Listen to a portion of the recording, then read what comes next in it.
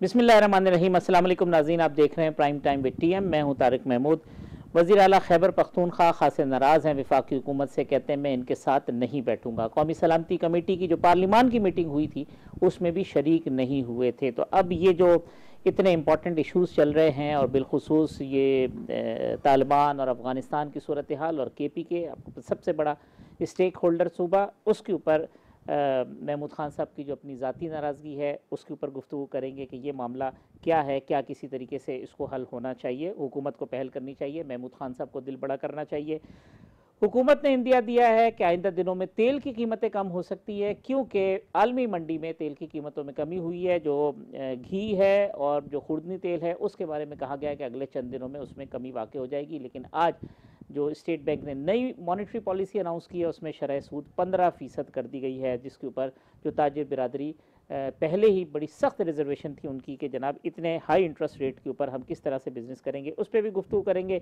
रोशन घर प्रोग्राम हमजा शहबाज साहब का मुअत्तल कर दिया इलेक्शन कमीशन ने, लेकिन इमरान खान साहब को इलेक्शन कमीशन पर एतबार नहीं है। वो कहते हैं कि बेज़मीर है और फेवर कर रहा है पाकिस्तान मुस्लिम लीग नून की जानिब। तमाम मामलात पर मेरे साथ मौजूद हैं गुफ्तगू के लिए जमात इस्लामी के सीनियर रहनुमा सेनेटर मुश्ताक साहब, पाकिस्तान तहरीक इंसाफ से सेनेटर हुमायूं मोमन साहब, पाकिस्तान पीपल्स पार्टी के रहनुमा सेनेटर बैरमन साहब और पाकिस्तान मुस्लिम लीग नून के सीनियर रहनुमा सेनेटर गौस अजीज़ साहब। तमाम मेहमानों का बहुत शुक्रिया। सबसे पहले तो मुश्ताक साहब, आप खुद चूँकि शरीक थे उस कमेटी में और आपने उस दिन ब्रीफिंग हुई थी, जो आपका शॉट हमने देखा काफ़ी मुतमईन भी थे। महमूद खान साहब ने आज गुस्से का इजहार किया है, उनको शिकवा है, उनके ऊपर FIR हुई है, कुछ और मामला थे। वो कहते हैं मैं नहीं बैठूंगा। अब हालात की संगीनी और जो जितने मामला संजीदा नौयत के हैं, चूंकि आप खुद गुजरे हैं उस सारे मराहिल से, उसमें महमूद खान साहब के इस स्टांस को आप किस तरह से देख रहे हैं? देखिए, ये जो इससे पहले अफगानिस्तान जरगे गए थे और उस जरगों में से उनके जो मशीर हैं बैरिस्टर सैफ, मेरी इत्तलात के मुताबिक खुद उन जरगों के अंदर शामिल थे जो आइस ब्रेकिंग के लिए थी, जिसने इब्तिदा में 2-3 मुलाकातें की हैं। कुछ उसमें से यहाँ भी हुई हैं, कुछ अफगानिस्तान के अंदर भी हुई हैं। तो उस आइस ब्रेकिंग प्रोसेस के अंदर सूबाई हुकूमत इफेक्टिवली जो है वो इन्वॉल्व थी और उन्होंने बड़ी गर्मजोश शिरकत की थी और कर रही थी। मैं समझता हूं कि वजीर आला महमूद खान का ये जो मौक़िफ़ है ये दुरुस्त नहीं है। उनको जो कौमी मामलात हैं उसके अंदर शिरकत करनी चाहिए, जिनका ताल्लुक हमारी इज्तिमाई मसाइल से है। दूसरी बात यह है कि ये जो इशू है ये तो एक तरह से एक ऐसा इशू है कि इसमें कोई पार्टी इन्वॉल्व नहीं है। जो नेशनल सिक्योरिटी की पार्लिमानी कमेटी है वो तो पार्लियामेंट की कमेटी है, उसके अंदर सेनेट के नुमाइंदे भी हैं, उसके अंदर कौमी असम्बली के नुमाइंदे भी हैं। अगरचे मैंने इस पर एतराज़ किया वज़ीर आज़म साहब को, मैंने कहा कि 26 अफराद हैं नेशनल सिक्योरिटी कमेटी के जो पार्लियामेंट के, आपने तकरीबन 125 अफराद को बुलाया, 96 अफराद जो है वो स्पेशल इन्वाइटी थे। तो ये एक तरह से पार्लिमानी कमेटी नहीं है, ये एक तरह से ब्रॉड बेस्ड कंसल्टेशन है, वसीउल बुनियाद मशावरत है। वसीउल बुनियाद मशावरत होनी चाहिए, बार बार होनी चाहिए, लेकिन जो डेकोरम है एक पार्लिमानी कमेटी का वो अपनी जगह पर है। पार्लिमानी कमेटियां या स्टैंडिंग कमेटियां ये एक्सटेंशन होती है पार्लियामेंट की, और पार्लियामेंट की अपनी एक दस्तूरी हैसियत है, इसलिए उसको अपनी जगह पे होना चाहिए। और जो वसीउल बुनियाद मशावरत है, ब्रॉड बेस्ड कंसल्टेशन है, वो अपनी जगह पे होनी चाहिए। तो मैं समझता हूं कि इसमें तमाम जो पॉलिटिकल स्पेक्ट्रम के लोग हैं उनको शिरकत करनी चाहिए, अपना इनपुट देना चाहिए, ताकि हम किसी कंक्लूजन पर पहुंच जाएं और ये जो बहुत बड़ा मसला है अर्सवाइल फाटा का और खैबर पुख्तनख्वा का और पाकिस्तान का, ये जो है वो हल हो जाए। मैंने आपको इत्तला के लिहाज से कि मैंने वहां ये बात भी रखी कि देखिए एक मसला तो है TTP के साथ मुज़ाकरात, इसमें आपके रेड लाइन ये होनी चाहिए कि कॉन्स्टिट्यूशन के एम्बेड के अंदर हम सब कुछ करें, पाकिस्तान के अदालती और कानूनी दायरे के अंदर हम सब कुछ करें। दूसरी बात यह है कि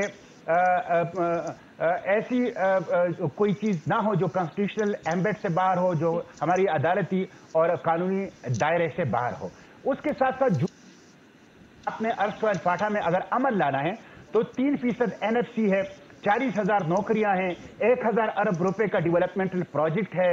इसी तरह वहां पे तरक्याती काम जैसे 3G और 4G है, वहां पे सिविल एडमिनिस्ट्रेशन और पुलिस को ग्राउंड पे ले जाना है, ना कि रिमोट कंट्रोल के जरिए से। ये सारी चीजें करें। उसके साथ मिसिंग पर्सन का मामला भी उससे जुड़ा हुआ है, ये उसी की एक पहलू है, एक एस्पेक्ट है मिसिंग पर्सन। तो आप मिसिंग पर्सन को बाजियाब करा रहे हैं। ये सारी चीजें ऐसी होगी कि जिसके नतीजे में मसला हल होगा। और आखिरी ये कि आप पार्लियामेंट को इन्वॉल्व करें और पार्लियामेंट की कमेटी ये मौसर रोल करे। और अगर कोई एग्रीमेंट के ऊपर आप पहुंच रहे हैं, कोई ड्रॉप आप बना रहे हैं, तो उस ड्रॉप की खत्मी मंजूरी पार्लियामेंट से लेनी चाहिए। इसलिए कि माजी के अंदर 8 मुआहिदे हुए हैं, लेकिन वो नाकाम हो गए। ये नए मुआहिदे की तरफ हम जा रहे हैं। इसी वजह से नाकामी के मुताबिक हम नहीं हो सकते, इसलिए इसको पार्लियामेंट से कोई ड्रॉप हो तो उसको मंजूर करना चाहिए। डॉक्टर हुमायूं मोहम्मद साहब, अब मुश्ताक साहब का पॉइंट ऑफ व्यू आपने सुना। ये एतराज़ आया है पाकिस्तान तहरीक इंसाफ पे कि चले कौमी असम्बली में तो आपके मेंबरान नहीं हैं, वो रिज़ाइन दे चुके हैं, लेकिन सेनेट में आपकी रिप्रेजेंटेशन है, वज़ीर आला KP के हैं, इनको वहाँ मौजूद होना चाहिए था। अगरचे प्राइम मिनिस्टर AJK और चीफ मिनिस्टर GB, जो कि आप ही की पार्टी के हैं, वो उसमें शरीक हुए हैं। तो एक तरफ पार्टिसिपेशन भी है और दूसरी तरफ पार्टिसिपेशन नहीं है पार्लियामेंट के लेवल के ऊपर। तो ये तज़ाद क्यों है और ये लाताल्लुकी क्यों है इस नेशनल इशू के ऊपर?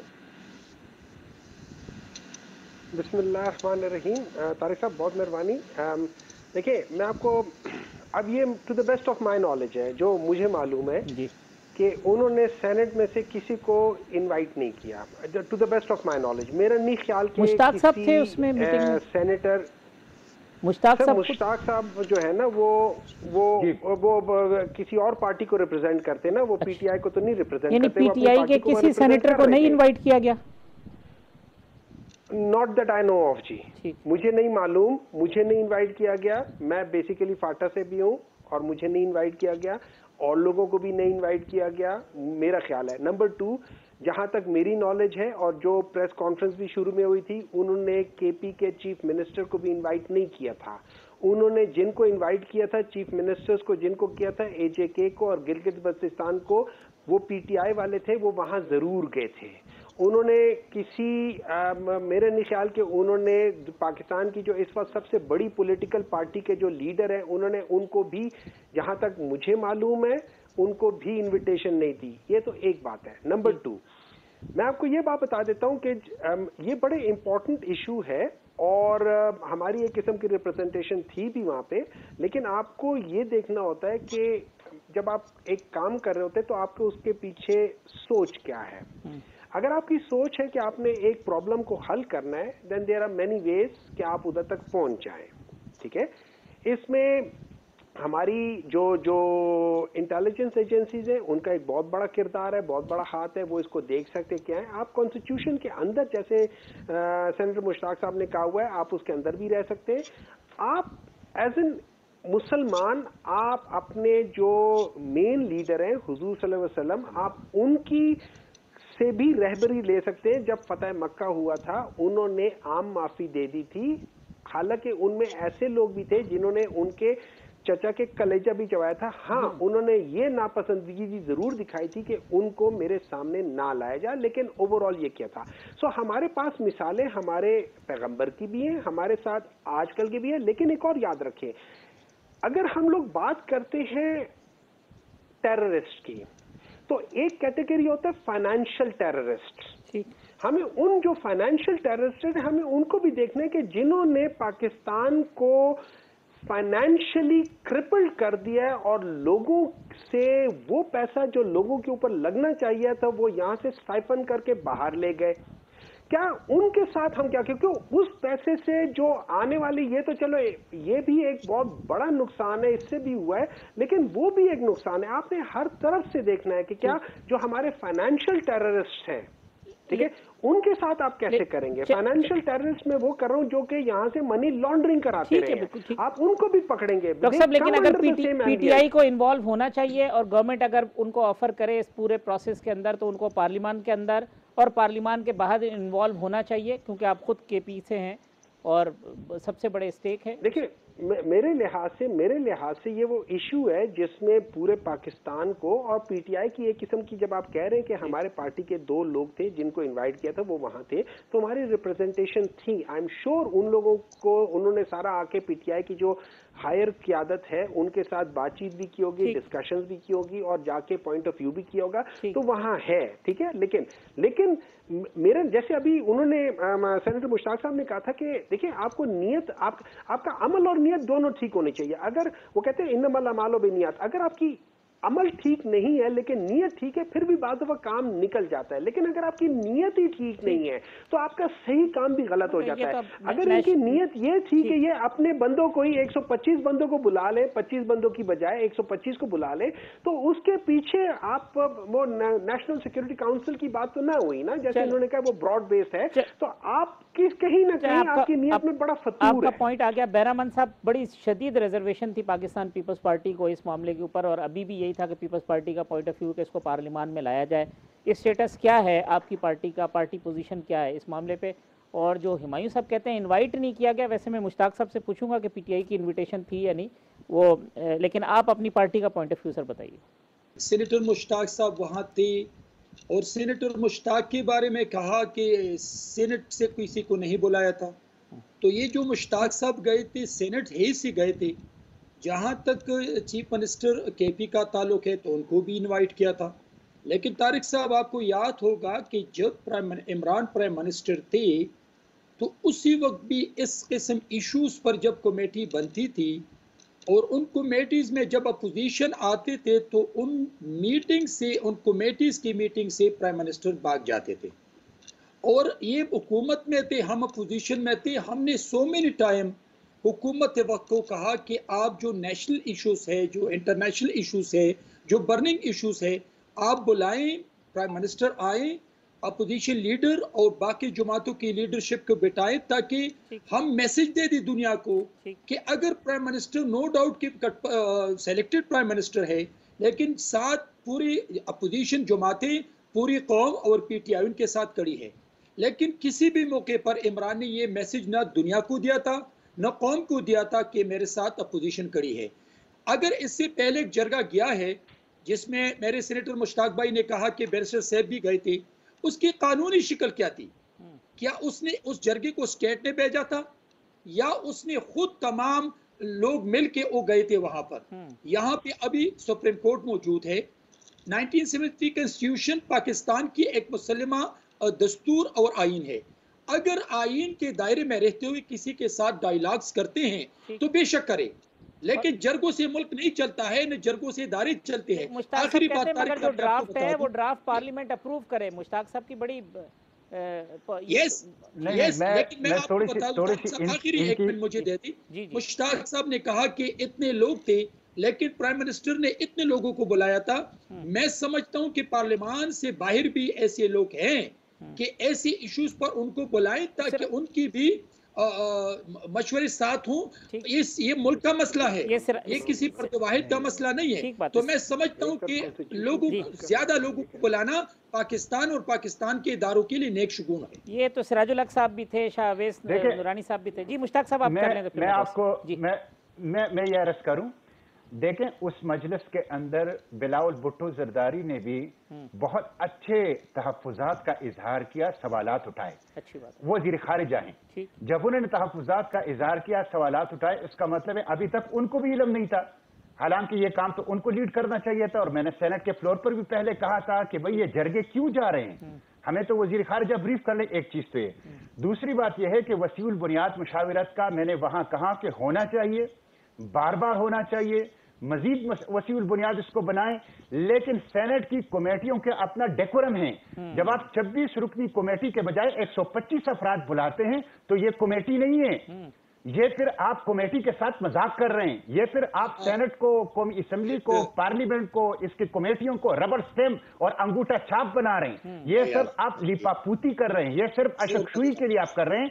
इससे वसीउल बुनियाद मुशावरत का मैं हामी हूं, लेकिन वो इस मौके पर ना हो। इस मौके पर सिर्फ पार्लियामानी कमेटी हो और मौके पर आप वसीउल बुनियाद मुशावरत करें। ये है सिचुएशन। मुश्ताक साहब, ये आपके इल्म में है कि पीटीआई के सेनेटर्स को इनवाइट किया गया था, डॉक्टर वसीम को और दूसरे लोगों को? ये तो मुझे इल्म नहीं है, लेकिन पीटीआई की वहां पे आजाद कश्मीर के जो सदर थे वो तशरीफ फरमा थे और पूरी इजलास के अंदर वो वहां पे मौजूद थे।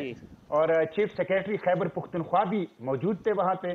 चीफ सेक्रेटरी को भी बुलाया था। एक तरह से खैबर पुख्तनख्वा हुकूमत की नुमाइंदगी वहाँ के जो एग्जीक्यूटिव के आपसे कह सकते हैं कि जो सरबराह हैं चीफ सेक्रेटरी वो भी वहाँ पे मौजूद थे। बाकी किसको बुलाया किसको नहीं बुलाया पीटीआई में से ये तो मैं समझता हूं कि हुकूमत ही को क्लियर करना चाहिए। अगर हुकूमत ने पीटीआई के सेनेटर्स को या कमेटी के मेंबरान को या वजीर आला खैबर पुख्तनख्वा को नहीं बुलाया तो ये हुकूमत ने फिर गलती की, उनको बुलाना चाहिए था।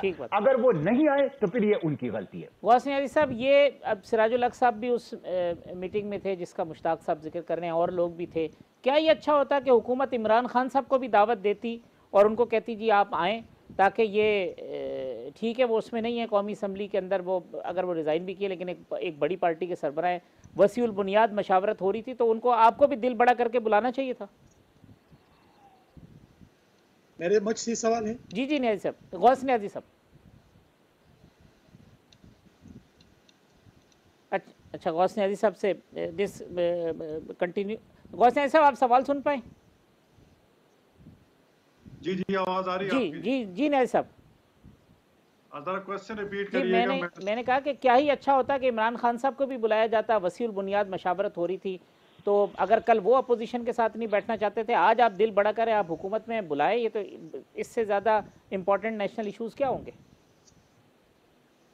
अरे तारिक साहब, आपको उम्मीद है कि इमरान खान साहब को बुलाते तो आ जाते? आप तो अपना फ़र्ज पूरा करें ना नए साहब, आप तो अपने हिस्से का काम करें। वो इमरान खान साहब ना है, कौम देख लेगी।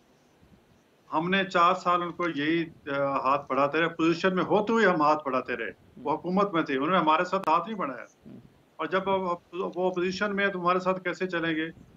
बहरहाल एक ट्राई, अगर आपकी ख्वाहिश है तो हम ट्राई जरूर कर लेंगे, लेकिन उसका अपना माइंड सेट है। वो एक उनके जहन में चीज बैठी है कि जिस दिन मैं पोजीशन के साथ, या हम तो पहले तो पोजीशन कहते थे ना, अब हम गवर्नमेंट में हुकूमत के साथ मिलेंगे तो मेरा बयानिया गलत हो गया। वो अपनी सियासत इसी में समझते हैं कि अपोजिशन से या हुकूमत से हाथ ना मिलाया जाए, और इसी को उसको उनका बयानिया यही है, इसी को लेकर चल रहे हैं। हमारे साथ ये बैठक को तैयार नहीं है, और डोनाल्ड लूज के साथ ये तल्लुकात बढ़ाने के लिए बंदे भेज रहे हैं कि हमारे से गलती हो गई और ये हो गया, यानी कि हमें वो बैरूनी साजिश का ताना देने वाले हमारे साथ बैठने को तैयार नहीं है। इनके कोई लीडरशिप, कोई, हालांकि वो इनके बंदे डीनोटिफाई नहीं हुए अभी तक, लेकिन वो आए नहीं, और मेरे ख्याल में चलो इमरान खान को तो नहीं बुलाया, इनके बंदों को जरूर बुलाया होगा, तो जो उसको देदार है उसके मेंबर हैं, लेकिन वो उनकी मेरे ख्याल में जो नुमाइंदगी 9 होने के बराबर है, तो वो तो उनका अपना एक माटो है।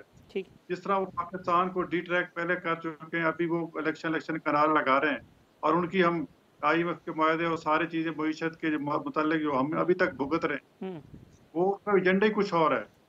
वो कहते हैं कि जो हमारे माइंड में वही ठीक है, बाकी सारे गलत हैं, एक मैं ठीक हूँ, बाकी सारी दुनिया गलत है। तो इस बंदे के साथ बेख्याल में हम बुलाते और आन नहीं था, और उल्टा पॉइंट्स कहने करनी थी कि देखो जी मुझे बुलाया और मैं नहीं गया।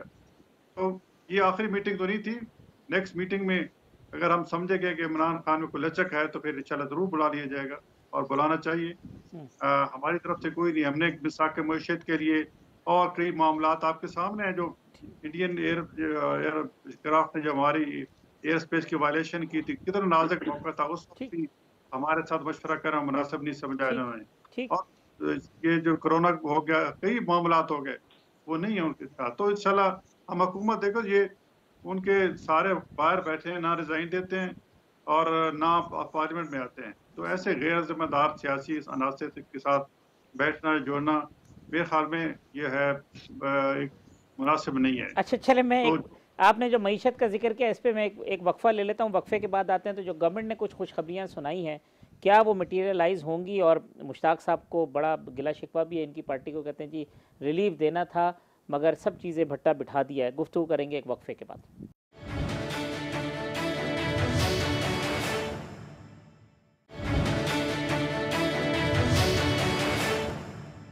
वेलकम बैक नाज़रीन। मुश्ताक साहब, ये ब्रेक पे जाने से कबल मईशत का गौस नियाज़ी साहब कहते थे भट्टा बिठा दिया इन्होंने, आपको इस हुकूमत के साथ भी शिकवा है। आज कुछ अच्छी बातें की हैं, एक इंटरनेशनल ऑयल प्राइसेस कम हुए हैं, तो वो कहते हैं जी इसका जो इफ़ेक्ट है वो लोगों तक आएगा, जो खुर्दनी तेल है, घी है, उसकी कीमतें कम होंगी और आहिस्ता आहिस्ता चीज़ें नीचे लेके आएंगे।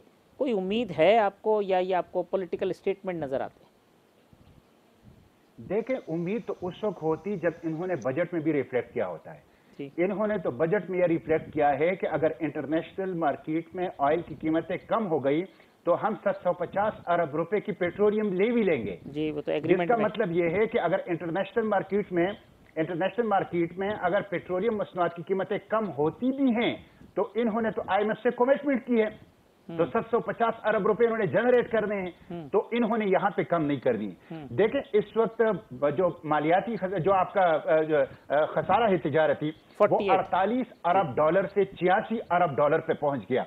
ये हुकूमत जब आई है, इन्होंने 4 दफा पेट्रोल और डीजल की कीमतों में इजाफा किया है। पेट्रोल फी लीटर इस हुकूमत में 99 रुपए बढ़ा है और डीजल इस हुकूमत में फी लीटर 133 रुपए बढ़ा है। खुद मरियम साहिबा कह रही है कि IMF ने हमें तिगनी का नाच नचाया है और हमारे वजीर दाखिला कह रहे हैं कि IMF हमें नाक से लकीरें लगवा रहे हैं। तो गोया ये तिगनी का नाच भी नाच रहे हैं और उसके साथ IMF जब लकीरें लगा रहे हैं तो ये लकीरें भी नाक से लगा रहे हैं। और आज जो आपने खुद बताया कि 15% ये पॉलिसी रेट ले गए हैं, जो मॉनिटरी पॉलिसी इन्होंने शरह सूद को ले गए। अब आप मुझे ये बताएं कि 15% जिस मुल्क में शरह सूद हो वहां तो सिर्फ हीरोइन का कारोबार हो सकता है, कोई इंडस्ट्री, कोई बिजनेस, कोई ट्रेड वहां पे नहीं हो सकता। इस वक्त पेट्रोलियम मसनूआत, पेट्रोल और डीजल, गैस और बिजली, किचन आइटम्स, अद्वियात की कीमतों में बेइंतहा इजाफा हुआ है। और मैं आपको बताऊं, आवाम के अंदर शदीद फ्रस्ट्रेशन है, जबरदस्त किस्म की लोड शेडिंग है। हुकूमत खुद कह रही है कि ईद के मौका पर भी लोड शेडिंग से निजात नहीं दे सकते, ईद के मौका पर भी लोड शेडिंग होगी। लोड शेडिंग है, बिजली के बिल हैं, बेरोजगारी है। आपके मुल्क में 70% नौजवान रहते हैं। ये जो महंगाई है, ये जो बेरोजगारी है, ये जो फ्रस्ट्रेशन है, ये एक बारूद है, बारूद। ये सिर्फ और सिर्फ एक इग्निशन उसको चाहिए और ये भड़क उठेगा। इसलिए मैं समझता हूं कि कोई ऐसी उम्मीद मुझे इसलिए नजर नहीं आ रही कि हुकूमत ने बजट में 2 बातें की है। 150 अरब रुपए उन्होंने पेट्रोलियम लेवी रिफ्लेक्ट की है, जिसे हर सूरत में इन्होंने कलेक्ट करना है। दूसरा, इन्होंने कहा है कि इस साल जो महंगाई होगी वो 11.5% पर होगी। इस वक्त महंगाई है 21.23%। गुज़िश्ता 13 साल की सबसे ज्यादा महंगाई है। गुज़िश्ता साल में महंगाई थी 11.9। गोया आप 11.9 से 11.5 या 11.7 पर आ जाएंगे, महंगाई तकरीबन इसी तरह रहेगी। तो जब महंगाई इसी तरह रहेगी, पेट्रोलियम मसनूआत की कीमतें इसी तरह रहेंगी, तो कैसे खुशखबरी और कहां से खुशखबरी? चले, मैं पहले बैरामन साहब कोई कमेंट करना चाह रहे हैं। बैरामन साहब, कहां की खुशखबरी, कैसे खुशखबरी, इन हालात में कैसे खुशखबरी देंगे आप? तारिक साहब, मुश्ताक साहब जिस अंदाज से जोर दे देकर बात करते हैं कि खुशखबरी नहीं आएगी, तो मैं मुश्ताक साहब के लिए ये बताना चाहता हूं कि मुश्ताक साहब, क्या ये हुकूमत ख़त्म होने से 2 हफ्ते पहले, आप तो बहुत स्टडी करते, याद होगा आपको कि क्या तरीन ने ये नहीं कहा था कि 2 हफ्ते के बाद 70 रुपये पेट्रोल बढ़ेंगे? क्या इमरान ने नहीं कहा था कि पेट्रोल की कीमत बढ़ाने से कोई गुरेज नहीं होगा, हम करेंगे? ये बताएं कि क्या आप साथ साथ ये भी बताएं ना कि इस मुल्क की माशियात को और मईशत को किसने तबाह किया था? क्या आपको ये याद नहीं है कि अमेरिका के साथ किसने एग्रीमेंट्स की थी? क्या आपको ये याद नहीं है कि हुकूमत खत्म होने से 2 हफ्ते पहले पेट्रोल की कीमतों को इंक्रीज करने के लिए किसने खुशखबरी दी थी? आप सब कुछ आपको याद होगा, लेकिन पॉलिटिकल स्टोरिंग के लिए बात ना करें, आप ऐसी बात करें ताकि आवाम को भी याद हो। लेकिन क्या 570 रुपए से जो हुर्नी तेल है, जो घी है, उसकी कीमत कम नहीं हुई 70 रुपए? अभी अगर उसने कहा कि भाई जब इंटरनेशनल रेट्स कम होते जा रहे हैं तो हम पेट्रोल की कीमत भी कम करेंगे और साथ साथ हम हुर्नी तेल में भी कमी लाएंगे, आप सब्र करें। आप ये ना करें कि आप उसने मतलब कि अगर ये करना था तो फिर वहां पे मतलब कि उसने बजट में क्यों रिलीफ नहीं दिया? बजट में इसलिए कि उस वक्त इंटरनेशनल सतह पे तेल की कीमत कम नहीं हुई थी। अभी जब इंटरनेशनल सतह पे प्राइसेस नीति जा रही हैं तो उस हिसाब से हुकूमत वक्त की एक मॉरल, प्रोफेशनल, पॉलिटिकल रिस्पांसिबिलिटी बनती है कि वो कौम को रिलीफ दे दे, और ये कौम को रिलीफ देंगे। अगर 2000 ये तारिक साहब, हम जहां यहाँ बैठेंगे ना तो हम चीज की बातें नहीं करना चाहिए। हमें चाहिए कि हम उसूली बात करें, टू द पॉइंट बात करें। साहब को तो पिछली गवर्नमेंट से भी यही शिकवे थे ना, वो ये कहते हैं उनसे तो हमें शिकायत ये भी थी। शिकवे की बात नहीं कर रहा हूँ मैं, शिकवे की बात नहीं, मैं ये बात करता हूँ कि ये पिछली हुकूमत से 2 हफ्ते पहले तरीन ने फ्लोर पे क्या कहा था, प्राइम मिनिस्टर ने क्या कहा था कि पेट्रोल की कीमतों में कितना इजाफा होगा, तो ये भी कौम को बताएं ना कि इस हुकूमत ने 4 महीनों में 3 महीनों में 99 रुपए ज्यादा की, तो उसने तो ये कहा था, तरीन ने कहा था कि 80 रुपए इजाफा होगा। चले तो इट मींस कि पिछली हुकूमत के एग्रीमेंट की वजह से ये सब कुछ हुआ था। हिमायूं मोहम्मद साहब, सब कुछ आपका किया धरा, ये जो लेवी 750 बिलियन की बात कर रहे हैं, कुछ 600 के करीब आपने भी कमेंट किया था, और खुद शौकत तरीन साहब ने कहा था 4 रुपए फी लीटर बढ़ाते जाएंगे 30 रुपए तक। बता दूं तारिक साहब, हमें अपनी पर्सनल पॉपुलैरिटी के लिए न सेनेट में और न टॉक शो पे ऐसी बातें नहीं करनी चाहिए। अच्छा, चले हिमायूं साहब का पॉइंट ऑफ व्यू ले लें। जी हिमायूं साहब, आपका किया धरा है, आपके मुआहदे हैं जो भुगत रहे हैं आज कौम और ये हुकूमत भी। आप बिल्कुल सही कह रहे हैं। पिछले 40-50 साल से हमारा ही किया धरा है। सिंध में हम लोग पीटीआई वाले शुरू से ही हैं, उन्होंने कोई 6 दफा हुकूमत की है, और सिंध में जो कुछ हो रहा है वो भी पीटीआई वालों की वजह से हो रहा है। पंजाब में कोई 30 साल जो है पीटीआई ने हुकूमत की है, उसकी वजह से आज तक कुछ चीज़ ठीक नहीं है। देखिए, बात ये थी कि पीटीआई ने एक मुआहदा किया, पीटीआई ने टोटल उसमें से 1 अरब रुपए इस्तेमाल किए, 1 अरब डॉलर इस्तेमाल किए, ठीक है। बाकी उनके साथ मुआहदा बिल्कुल किया। पीटीआई को जब पता चला कि जी इस वक्त हम लोगों ने टारगेट दिया था टैक्स कलेक्शन का, या जो हमने टारगेट दिया रेवेन्यू का, वो हम लोग पहले अचीव कर रहे हैं, तो उस लिहाज से क्या किया कि जब उसको हमने रिलीफ पे ट्रांसफर कर दिया towards the reduction of the prices of oil, ठीक है। अब इसमें कोई शक नहीं है कि उसमें ऑयल की प्राइस ज्यादा हो रही थी, लेकिन आप ये याद रखिए हम लोगों ने ये फरवरी के शुरू में ये कर दिया था। फरवरी का आपको लग रहा था आपकी हुकूमत जारी है, आपने बारूदी सुरंगें बिछा दी। सर एक मिनट है ना, एक मिनट है जाए, ये तो पिछले 3 साल से लगे हुए हैं, कभी एक दिन जाके, कभी इधर जाके वो कर रहे हैं, कभी उधर जाके कर रहे हैं। हर जगह पे इन्होंने जाके जलसे भी करने की कोशिश की है, कोई 4 दफा या 5 दफा तो लॉन्ग मार्च कर चुके हैं, पता नहीं कितने कितने क्या कर चुके हैं। लेकिन हम लोगों का ख्याल ये था कि अगर जब हमारे पास एक जगह से एक्स्ट्रा इनकम आ रही है तो उसको हम कैसे कर सकते हैं, तो लोगों को रिलीफ कैसे दे सकते हैं, तो हमने उसको रिलीफ दिया इन टर्म्स ऑफ दैट। हमने बिजली कम भी की है। अब अगर ये कोई बहुत बड़ा मसला होता तो कम से कम 2 महीने इतना बड़ा टाइम होता है, 60 दिन इस किस्म की चीजों में बहुत बड़ा टाइम होता है कि उसका एक बड़ा इम्पैक्ट आ जाए। देखिए ये लोग आए हैं तकरीबन, आप ये समझे कि 30 उसमें आए हैं, ये मार्च के बाद है, अप्रैल में आए हैं। आप अप्रैल से देखें इनकी क्या हालत हुई है। अप्रैल से लेके ये एक दिन प्राइस नहीं रोक सके हैं, एक दिन नहीं रोक सके हैं। आपका क्या ख्याल है कि इन चीजों का इंपैक्ट आपके ऊपर 2 महीने तक नहीं होगा? अचानक इनको कख नहीं पता। हाँ, इनको ये जरूर पता है कि इन्होंने 1 महीने में, अब चूंकि ये नून लीग के वो क्या स्पोक्स पर्सन है, इनके जो चेयरमैन साहब है वो पाकिस्तान मुस्लिम लीग नून की जो गवर्नमेंट है उसके under as a foreign minister है, तो उनके अंडर काम करे। कोई कभी सोच सकता था कि बेनजीर का बेटा शहबाज शरीफ का स्पोक्स पर्सन होगा? Can you believe that? मतलब हमें ये देखना पड़ गया आज। वो तो चले, मतलब मुझे समझ नहीं आ रही कि पीपल्स पार्टी वाले क्या कर रहे हैं। वो लीडर जिसने इस मुल्क को ये आइन दिया, वो लीडर जिसने अमेरिका के सामने खड़े होके कहा था हम आजाद खुद मुख्तार मुल्क हैं, हम आपकी बात नहीं मानेंगे, आज ये लोग उनके साथ मिलके जो कहते हैं beggars can not be the choosers, ठीक, इन्होंने अपने आप को भी भिखारी बना दिया उनके साथ मिलके। ये सिर्फ हुकूमत के लिए ये किया था। 1 मिनट ठहरे, अभी जाके जो टर्की में हुआ है, 1 महीने के अंदर 50 अरब का जो इन लोगों ने वो किया, ये क्या कहते हैं सोलर पैनल्स। भाई मुझे ये बात बताएं, एक आदमी आपका बेटा है, वो बाहर होता है, वो जाके सोलर पैनल्स के सारी डील ले लेता है। क्या ये इसलिए हुकूमत ने उनके साथ आई कि मिल बैठ के खा ले? चले इसका जवाब तो न्याजी साहब देंगे। न्याजी साहब इस किस्म के थे। देखिए न्याजी साहब, इसका इफेक्ट जो महंगाई और दूसरी चीजें, चूंकि आप हल्के की सियासत भी करते हैं, इफेक्ट आ रहा है पंजाब के लोकल बॉडीज, ये जो बाई इलेक्शन है ये भी हो रहे हैं, इसके असरात हो रहे हैं? जी नहीं सर, ये देखो जी, इन्होंने 3-4 क्वेश्चन कर दिए। इन्होंने पहले तो कहा कि जी 2 महीने बड़ा टाइम होता है। मैं महसूस ये पूछता हूँ कि 2 महीने शहबाज शरीफ जब वज़ीर आज़म बने तो इनके सदर ने हल्फ लेने से इनकार कर दिया। मतलब कोई हया शर्म इनमें नहीं है कि आईनी तरीके से एक वज़ीर आज़म बना है तो उसका हल्फ तो लेने।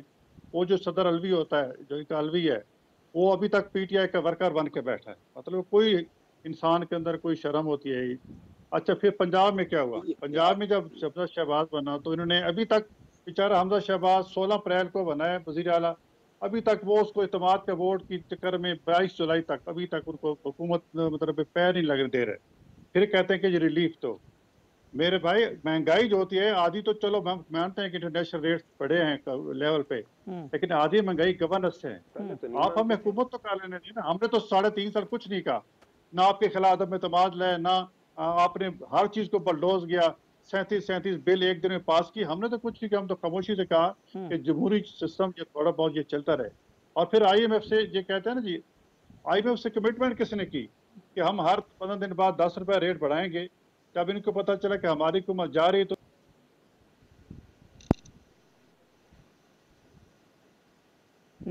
बजाय 10 रुपए, वो 10 रुपए तो उन्होंने वो कम कर दिए, 10 रुपए तो उन्होंने फ्यूल प्राइसेस कम की थी, वो कहते हैं रेवेन्यू हमें मिल रहा था। इंटरनेशनल रूल्स की वायलेशन इन्होंने की और हमारे लिए मसाइल खड़े कर दिए। बाकी मतलब इल्जाम लगाना तो इनके ऐसी बात है, इल्जाम तो लगाते रहते हैं, झूठ बोलते रहते हैं, सिवाय झूठ के इनके पास कुछ है नहीं। अभी टर्की के मिसाल दी कि वहाँ सलमान शहबाज ने वायदा कर दिया, हम इनको तो कोर्ट में ले गए, इनको इनके हर्जाना और 1 अरब हर्जाने का दावा किया। ये पहले भी आप देख लें कि इन्होंने कई हमारे पास केस किए, लंदन में किए, यहाँ के को मुंह की खाई है, इंशाल्लाह आप भी इस पे मुंह की खाएंगे। सिवाय इल्जाम तराशी के इनके पास कोई चीज है नहीं। तो हम तो हमारे पास जो जितनी मेजॉरिटी मैंडेट है जितना कौमी असम्बली में, सूबाई असम्बली में अभी तक मतलब ये हवा में है कि पता ही सीटें जीतेंगे हमारे। क्या वैसे पोजीशन न्याजी साहब आपको क्या नजर आती है पंजाब के बाई इलेक्शन में? क्योंकि वो तो कहते हैं जी इलेक्शन कमीशन बेजमीर है, नून की सपोर्ट कर रहे हैं, आज भी इमरान खान साहब ने वो हार रहे हैं। वो तो करता रहता है, उस इमरान खान ने कभी को पॉजिटिव बात की है मुल्क के लिए? हमेशा करप्ट कहा है। जो वज़ीर आज़म असम्बली में हो और फिर कुर्सियों के पीछे से आए कि जी वज़ीर मुझे अपोजिशन लीडर से हाथ ना मिलाना पड़े, आप उससे क्या तवक्को करते हैं? या आज तक कोई पॉजिटिव चीज़ की हो सिवाय खुद नुमाई के और एक स्पीच करने के और झूठ बोलने के, और क्या किया? उसकी करप्शन की दास्तानें अब आपके सामने आ रही हैं। वो कहते हैं आप तो इतनी वो कर रहे हैं, हमजा शहबाज ने रोशन घर ये किया है, इलेक्शन के ऊपर असरअंदाज होने के लिए सारे फैसले किए, जिसपे वो कोर्ट में गए और फिर इलेक्शन कमीशन ने आज उसको जो है उसमें जो सब्सिडी थी वो IMF से एग्रीमेंट इन्होंने खुद किया था कि हमने जो सब्सिडी खत्म करनी है। अगर भाई हरकत दी थी तो हम पंजाब अपने वसाइल से दे रहे हैं, तो उनको क्या तकलीफ हो रही है? और पूरे पंजाब में तो नहीं हो रहे हैं ना, सिर्फ चंद हलकों में हो रहे हैं। तो क्यों बाकी जो आवाम जो 100 यूनिट बेचारा गरीब बंदा एक पक्का या बल्ब इस्तेमाल करता है, अगर उसका बिल फ्री हो जाता है तो इनको तकलीफ क्या होती है? लेकिन ये तो एक विजन वाला है जी, ये फैसला एक विजन वाला लीडर कर सकता है। एक तरफ तो रिलीफ का, दूसरा एक बचत की जो एक उनके अंदर बच्चों को लोगों को शऊर देना और एक इंसेंटिव देना कि तो मुश्ताक साहब ये वो जो हमजा शहबाज ने अनाउंस किया था रोशन, उसका जिक्र हो रहा है, जो उन्होंने कहा था कि जी ये रोशन घर प्रोग्राम, वो इलेक्शन कमीशन ने 17 जुलाई तक सस्पेंड कर दिया है।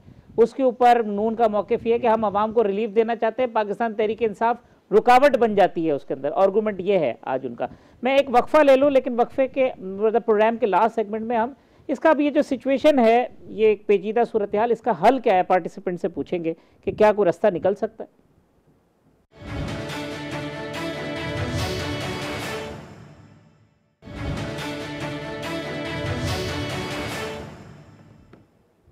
वेलकम बैक नाज़रीन। मुश्ताक साहब, अब ये जो सूरत हाल है, पिछली हुकूमत से भी आप मुतमईन नहीं थे, अभी भी मुतमईन नहीं है। बात ये होती है कि फौरी तौर पर इलेक्शन भी हल नहीं है, मुल्क मुतहम्मिल नहीं हो सकता, क्योंकि सिचुएशन ऐसी है कि वीक गवर्नमेंट के साथ आप इस इकॉनमी को कैसे चलाएंगे? बैठने के लिए फरीकैन एक दूसरे के साथ तैयार नहीं है, रास्ता निकलेगा कैसे सर?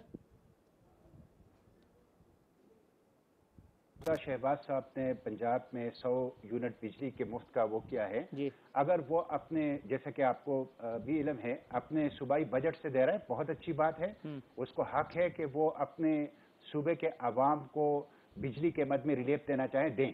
लेकिन मेरा मुतालिबा ये है कि खैबर पुख्तनख्वा के 600 अरब रुपए ये वफाक के जिम्मे है, बिजली के खालिस मुनाफे के, ये वफाक के साथ पड़े हुए हैं।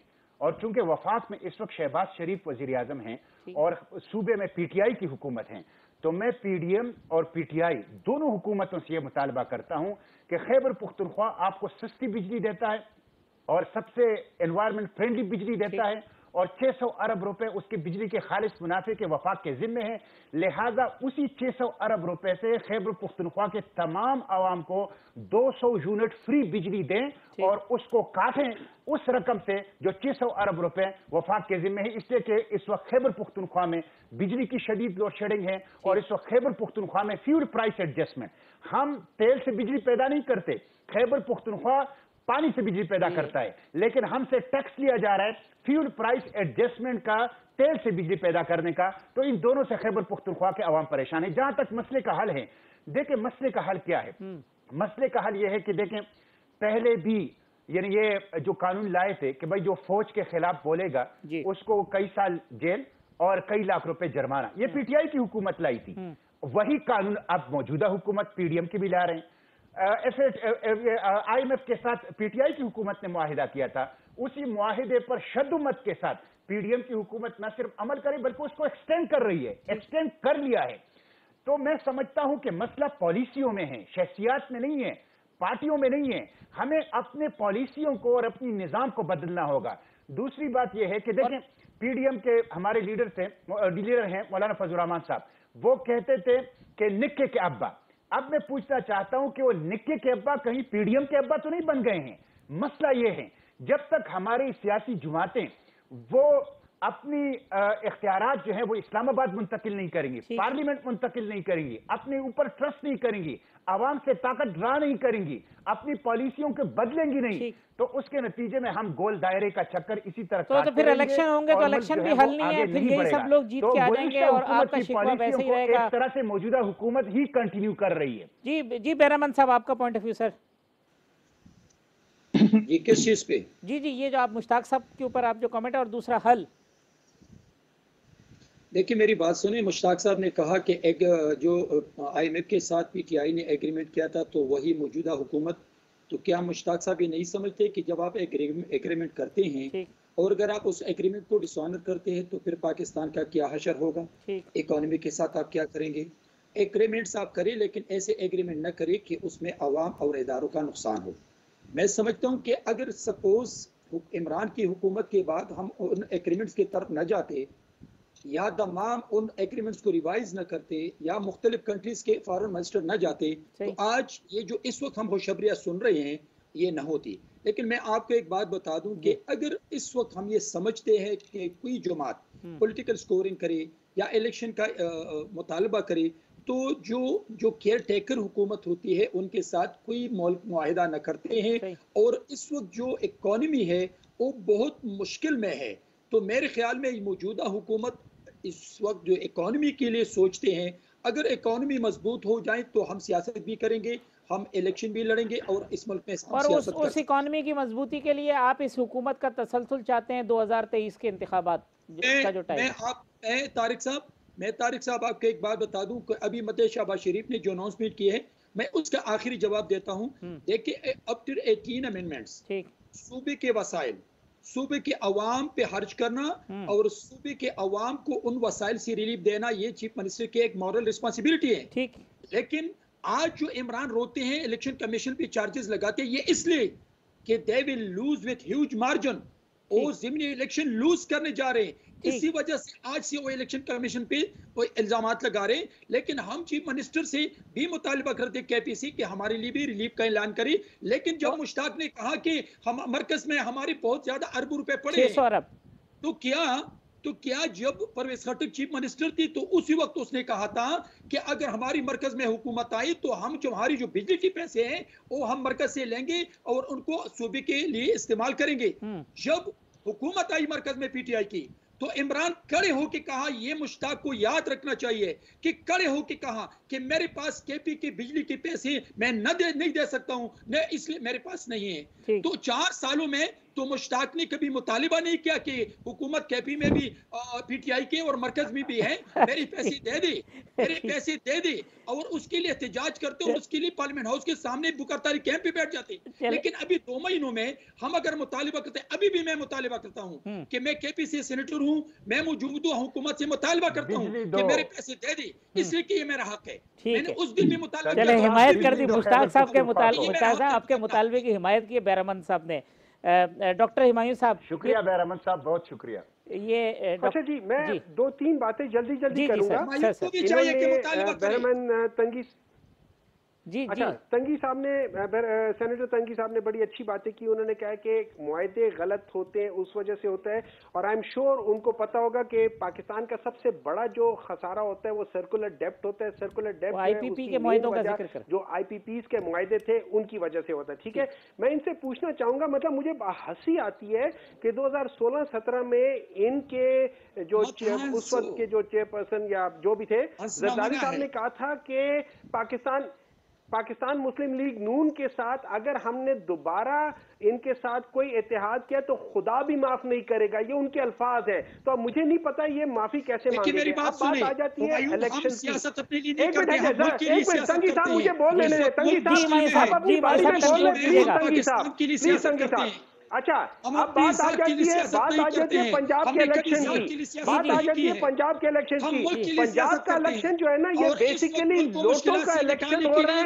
ये खाली लोटे आ रहे हैं।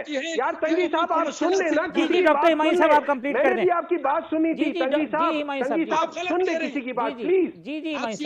तंगी साहब जी, पंजाब के इलेक्शन डॉक्टर इमाम साहब नहीं थे कि खुदा भी हमें माफ नहीं करेगा। डॉक्टर इमाम साहब, पंजाब के इलेक्शन सोचना चाहिए।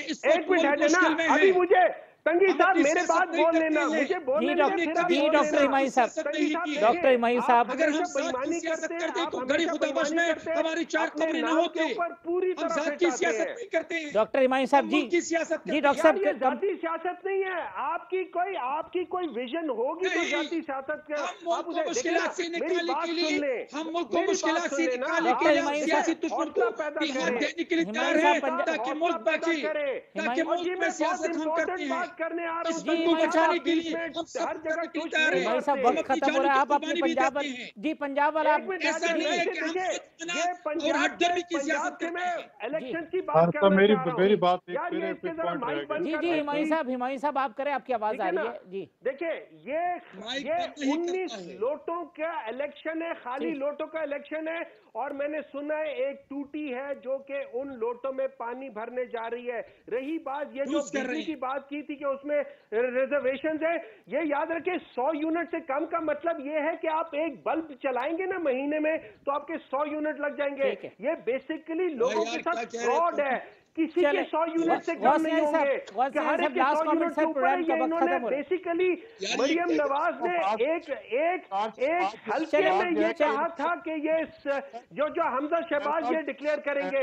ये पूरी तरह से आपका पॉइंट आ गया। ये बेईमानी कर रहे हैं, हर लिहाज से बेईमानी कर रहे हैं। और इसमें इलेक्शन कमीशन को एक्चुअली इनको डिस्क्वालीफाई करना चाहिए। फाइनल कमेंट सर गौसनी साहब।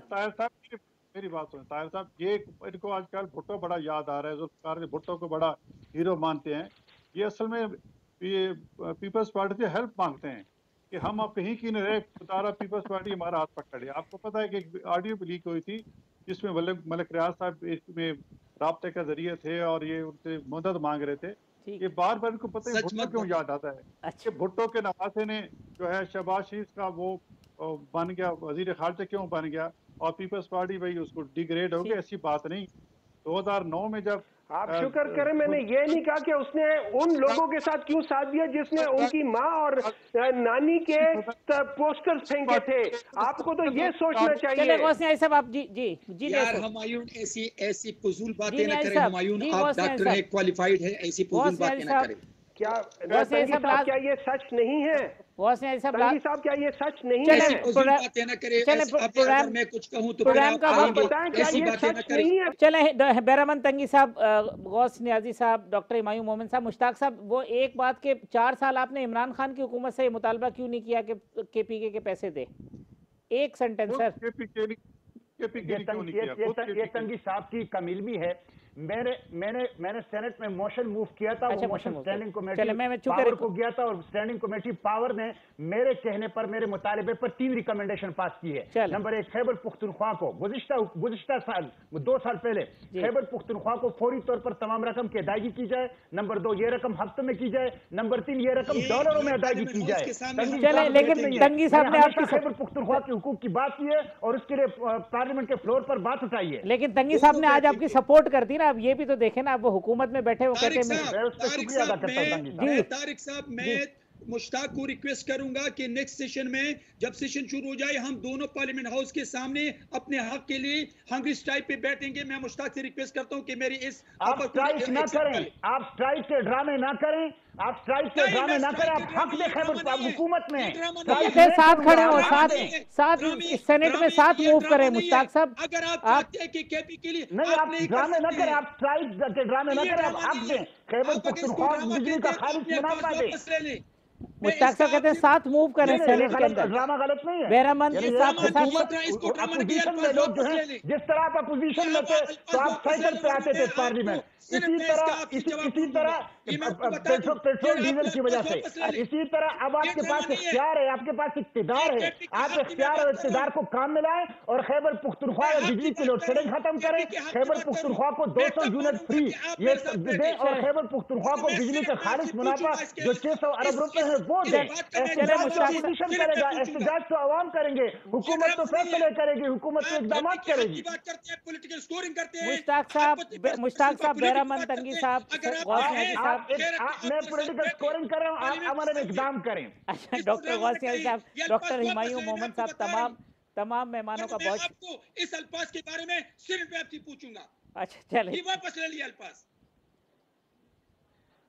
नेक्स्ट सेशन, अगले सेशन में मुश्ताक साहब बेरामन साथ हो और बेरामन साहब दोनों मिलके मूव करें, मसला हल होना चाहिए किसी भी तरीके से। तमाम मेहमानों का शुक्रिया। आइंदा हफ्ते इसी प्रोग्राम में इंशाल्लाह इसी वक्त दोबारा मुलाकात होगी। अल्लाह हाफिज़।